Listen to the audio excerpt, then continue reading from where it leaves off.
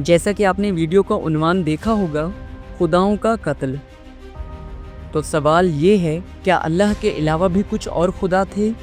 क्योंकि यहाँ बात एक खुदा की नहीं, खुदाओं की हो रही है। सवाल ये भी है कि खुदा भी कभी कत्ल होते हैं, और अगर हाँ तो कातिल कौन था? और अगर अल्लाह वाहिद व यकता है तो फिर वो खुदाओं का कत्ल किसने किया, कब किया और क्यों किया? आज हम आपको एक ऐसी दास्तान सुनाएंगे जहाँ कुल्हाड़ी चली मगर खून ना बहा, और शुरू हुआ वो वाक़या जिसे तारीख कहती है खुदाओं का कत्ल। अल्लाह के नबी हज़रत इब्राहीम अलैहिस्सलाम एक मुशरिक माशरे में पैदा हुए। आपके चचा आज़र खुद बुत बनाते और बेचते थे, लेकिन इब्राहीम अलैहिस्सलाम का दिल उन पत्थरों को खुदा मानने पर कभी कायल ना हो सका। इसके अलावा लोग चांद, सूरज और सितारों की भी परस्तिश करते थे। आप अलैहिस्सलाम ने आसमान को देखा, सितारों की चमक देखी, चांद की रोशनी और सूरज की ताबानी का मुशाहिदा फरमाया, लेकिन हर बार कहा, मैं ऐसे को अपना रब नहीं मानता जो डूब जाए। आखिरकार हज़रत इब्राहीम अलैहिस्सलाम अपने हकीकी रब की तरफ मुतवज्जे हुए, जिसके बारे में फरमाया और कुरान में यूं नकल है, मैं यकसू होकर उस ज़ात की तरफ मुतवज्जे हुआ जिसने आसमान और ज़मीन को पैदा किया। हज़रत इब्राहीम अलैहिस्सलाम ने अपनी कौम को बारहा समझाया, तुम उनकी इबादत क्यों करते हो जो ना सुन सकते हैं और ना बोल सकते हैं, ना नफ़ा दे सकते हैं ना नुकसान।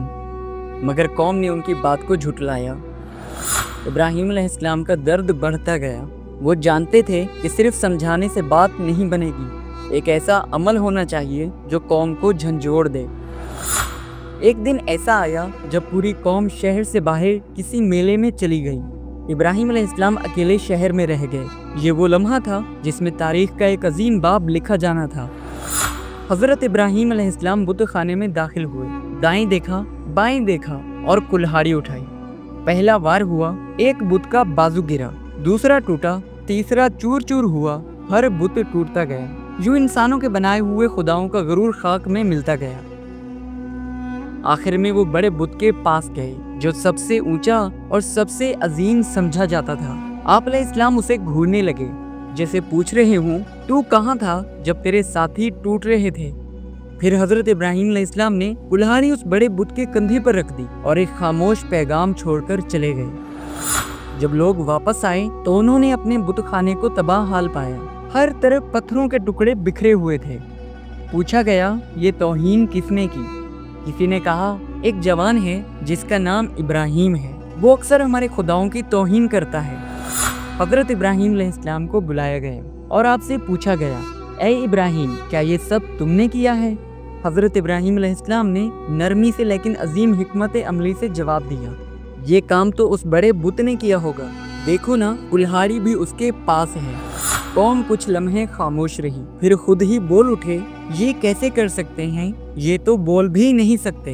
हज़रत इब्राहीम अलैहिस्सलाम ने फ़ौरन जवाब दिया, तो फिर तुम इनकी इबादत क्यों करते हो जो बोल भी नहीं सकते, जो खुद अपने आप को भी नहीं बचा सकते? वो लाजवाब हो गए, लेकिन इनकार पर अड़े रहे। सदियों के बाद तारीख ने खुद को दोहराना था। काबा, जो इब्राहीम अलैहिस्सलाम ने खालिस तौहीद के लिए तामीर किया था, अब शिर्क से भर चुका था। 360 बुत खाना काबा में सजे हुए थे, लेकिन अल्लाह का वादा था, बातिल मिटेगा और हक कायम रहेगा। सदियों के बाद वो घर जिसे इब्राहीम अलैहिस्सलाम ने तौहीद के लिए बनाया था, वो एक बार फिर पाक होने जा रहा था। मक्का फतह हुआ। रसूलुल्लाह सल्लल्लाहु अलैहि वसल्लम काबे में दाखिल हुए। फिर वो तारीखी लम्हा आया जब रसूलुल्लाह सल्लल्लाहु अलैहि वसल्लम ने हज़रत अली अलैहिस्सलाम से फरमाया, ऐ अली, मेरे कंधों पर सवार हो जाओ। हज़रत अली अलैहिस्सलाम नबी अकरम सल्लल्लाहु अलैहि वसल्लम के कंधों पर सवार हुए और काबे में मौजूद एक एक बुत को गिरा दिया।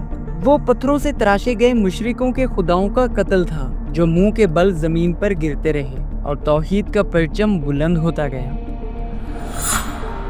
ये खुदाओं का कत्ल नहीं था, ये झूठे खुदाओं का ज़िवाल था, उन खुदाओं का जो इंसानों ने खुद तराशे थे।